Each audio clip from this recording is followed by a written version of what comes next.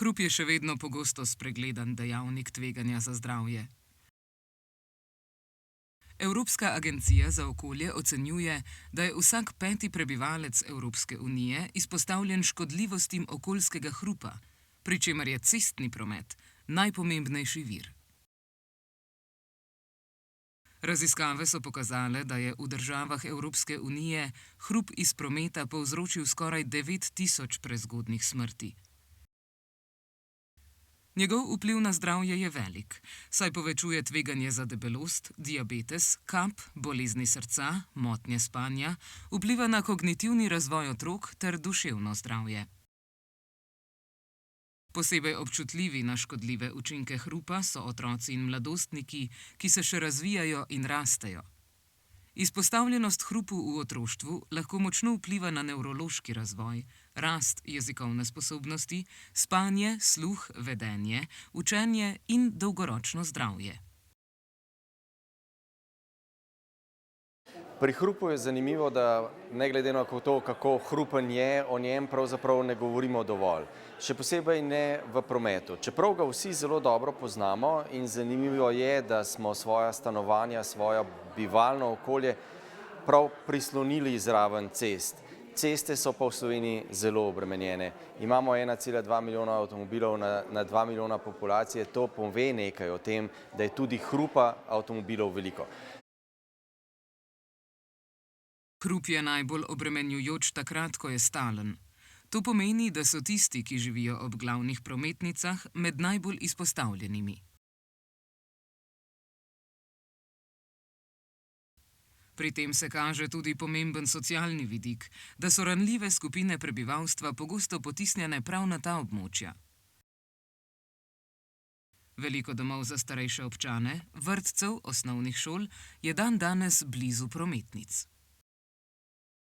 Računamo na to, da bojo vsi svoje otroke pripeljali z avtomobilom do tja. In to povečuje ves čas obremenitev. Na ta način, ko nekaj takega naredimo s tako rešitvijo, se moramo posloviti od rešitve za nekaj desetletij. Električni avtomobili, ki sicer ne povzročajo enakega hrupa kot ga avtomobili z bencinskim ali dizelskim pogonom, niso popolna rešitev, vsaj ne pri vprašanju okoljskem.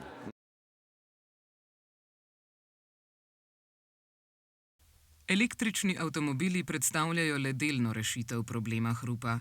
Na konferenci o hrupu, ki ga je ob Mednarodnem dnevu ozaveščanja o hrupu pripravil Nacionalni inštitut za javno zdravje, so strokovnjaki poudarili, da je pot do tišjega in bolj zdravega okolja v premišljenem prostorskem načrtovanju. Je, da se velika pričakovanja tako teoretično povezujejo s prostorskim načrtovanjem. Naj bi bili sposobni načrtovati tako, da bi dovolj odmaknili na primer stanovanja in objekte od izvorov hrupa prometnega. To je seveda samo v teoriji možno. V praksi so v bistvu naselja več ali manj že zgrajena in je dosti večji izziv in problem, kaj narediti z izvori hrupa v bivalnem okolju. To države ali pa mesta po svetu delajo, bolj in manj pogumno, kot je bilo danes lepo rečeno. Nekateri so bolj ambiciozni, pa bolj, bom rekla, tudi zapirajo center mesta za vozila ali pa za velika vozila se zapira centre mesta. Povezave med hrupom in zdravjem postajajo vse bolj očitne. Še posebej zaskrbljujoče je, ko govorimo o otrocih. Ti si zaslužijo odraščati v zdravem in mirnem okolju. A zdi se, da so opozorila še vedno pretiha, da bi preglasila ves hrup, ki nas obdaja. Morda bomo odgovor dobili prihodnje leto, ko bomo zadnjo sredo v aprilu znova opozarjali na to pogosto spregledano, a zelo resno nevarnost.